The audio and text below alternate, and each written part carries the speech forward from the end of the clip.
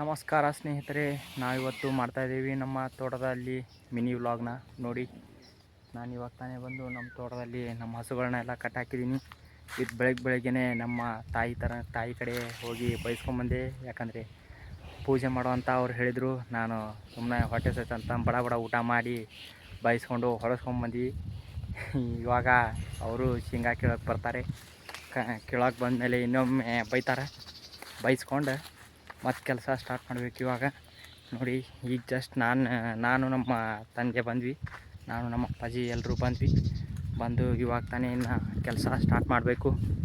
ಕೆಲಸ ಸ್ಟಾರ್ಟ್ ಮಾಡಿ ಈಗ ನಮ್ಮ ತಾಯಿಯವರು ಬಂದಮೇಲೆ ಅವ್ರ ಕಡೆ ಇನ್ನೊಮ್ಮೆ ಬೈಸ್ಕೊಂಡು ಮತ್ತೆ ಕೆಲಸ ಸ್ಟಾರ್ಟ್ ಮಾಡಬೇಕು.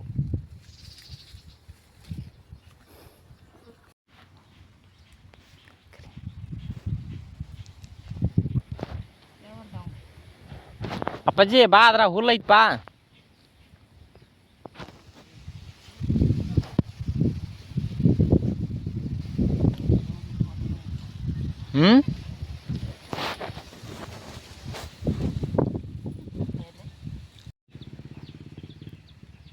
ಮಧ್ಯಾಹ್ನದ ಅಲ್ಪ ವಿರಾಮದೊಂದಿಗೆ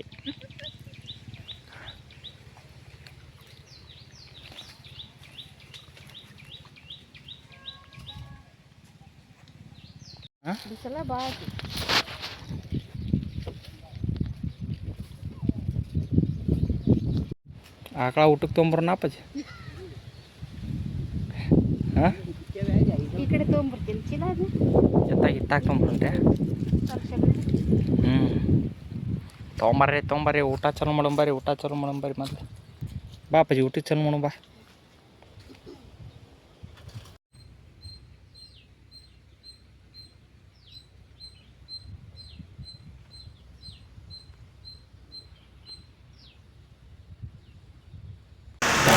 ಮಲಯಾಳಿ ಯಾವ ಥರ ಚಲೋ ಮಾಡ್ತಾರೆ ನೋಡ್ರಿಪ್ಪ. ನಮಸ್ಕಾರ.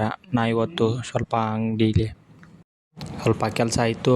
ಅದಕ್ಕೆ ಫೋಟೋಗ್ರಾಫರ್ ಅಂಗಡೀಲಿ ಬಂದು ಫೋಟೋ ಎಲ್ಲ ತೆಗೆಸ್ಕೊಂಡು ಇವಾಗ ಸೀದಾ ಮನೆಗೆ ಬಂದು ನೋಡಬೇಕು. ಅಡುಗೆ ಗಿಣ್ಣ ಮಾಡಿದ್ದಾರೆ. ಮೊನ್ನೆ ನಮ್ಮ ಆಕಳ ಎಳೆದಿತ್ತು, ಗಿಣ್ಣ ಎಲ್ಲ ಕುಡಿದು ಹೊರಗೆ ಬಂದು ನೋಡಿ ಟ್ಯಾಕ್ಟರ್ ಜಗ್ಗುವ ಸ್ಪರ್ಧೆ ಇಟ್ಟಾರ. ಇನ್ನು ಇದು ಹಾಗೆ ಟ್ರೈಲರ್ ಟೈಪ್ನು ಮಾಡ್ತಾಯಿದ್ದಾರೆ.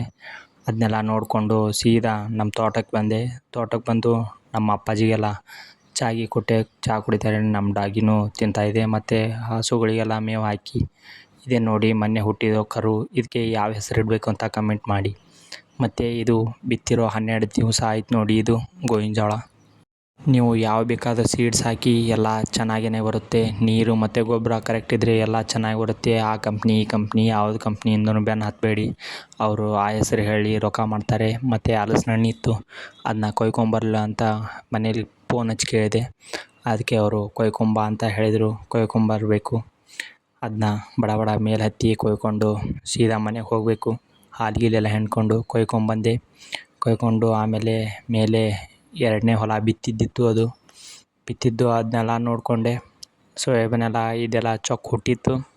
ಆಮೇಲೆ ಇನ್ನೊಂದು ಹೊಲಕ್ಕೆ ಬಂದರೆ ಅದು ಇವಾಗ ತಾನೇ ಮುರಿದು ಬಿತ್ತಿದ್ದು ನೋಡಿ. ಇದು 10-12 ಸಾವಿರ ರೂಪಾಯಿ ಖರ್ಚಾಗಿದೆ. ಅದು ಮುರಿದು ಬಿತ್ತಿ ಆಮೇಲೆ ನೆಕ್ಸ್ಟ್ ಇನ್ನೊಂದು ಬಿತ್ತಿದ್ವಿ, ಇವಾಗ ಹುಟ್ಟಿದೆ. ಆಮೇಲೆ ಹಸುಗಳನ್ನೆಲ್ಲ ಹೊಡ್ಕೊಂಡೋಗಿ ತಿಂಡಿ ಕೊಟ್ಟು ಅವಕ್ಕೆಲ್ಲ ನುಚ್ಚೆಲ್ಲ ಇಟ್ಟು ಹಸುಗಳನ್ನ ಹಾಲು ಹಿಂಡ್ಕೋಬೇಕು. ಇವಾಗ ಹಾಲು ಹಿಂಡ್ಕೋಬೇಕು. ಮತ್ತು ನಾನು ಮಾಡ್ತಾಯಿರೋ ವಿಡಿಯೋ ಇಷ್ಟ ಆದರೆ ಲೈಕ್, ಶೇರ್, ಫಾಲೋ ಮಾಡಿ. ಧನ್ಯವಾದಗಳು.